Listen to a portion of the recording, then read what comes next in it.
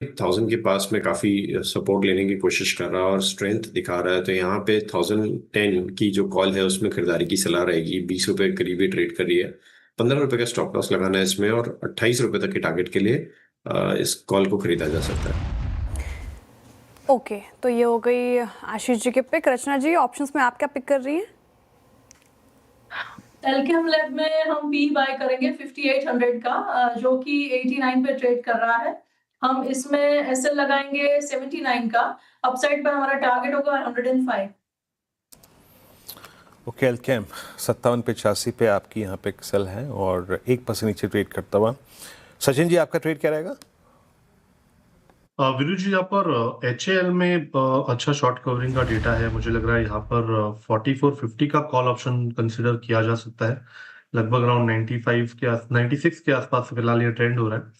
Stop loss 77 पे आपको लगाना है और ऑन द हायर साइड 180 तक की विजिबिलिटी हो सकती है। तो यहाँ पर खरीदारी करनी है HAL के 4450 के कॉल ऑप्शन में।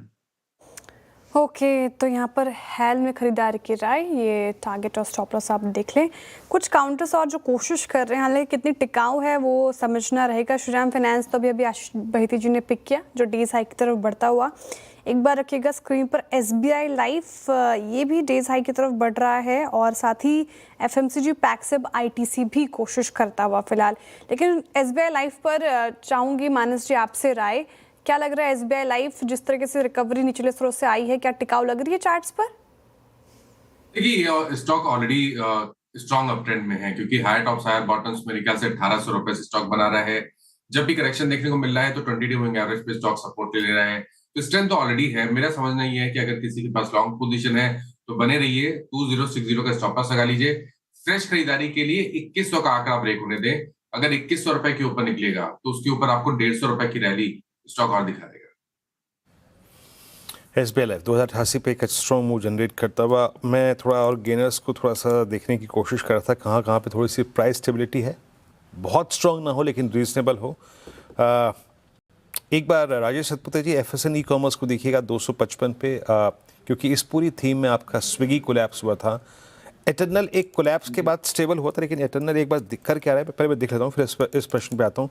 एटर्नल फिर कोलैप्स हुआ, और एटर्नल तमाम खबरों के बावजूद वो 300 के कॉलाइटर्स के जोन को नहीं क्रॉस कर पाया, तो यहाँ पर भी एक कोलैप्स है। बस एक नायका यानी FSN ई कॉमर्स, ये थोड़ा बहुत स्टेबल है, और मैं इसका जिक्र इसलिए कर रहा था राजेश जी, क्योंकि बहुत ही एक रीजनेबल और एक वेल एस्टेब्लिश्ड लेवल से यहाँ पर बाइंग आई है, और इसने अभी तक मतलब आप समझिएगा कि CY25 के सेकेंड हाफ में, 25 के सेकेंड हाफ में कभी भी 100 डेमा नहीं तोड़ा, और हमेशा बाइंग आती है वहाँ से, आज भी आई। ठीक क्या आपका इस पर? वीरेंद्र जी, बिल्कुल आपने बिल्कुल सही कहा कि इसने अपना 100 डीएमओ कभी तोड़ा नहीं, और इसका 100 डीएमओ बनता है करीबन 250 के आसपास। अगर आप फ्यूचर देखें तो 250 से लेके 265 का इसका एक रेंज है। तो अगर आप इस रेंज में प्ले करना चाहते हैं तो एज ए स्विंग ट्रेडर आपका स्टॉप लॉस होगा 250 का।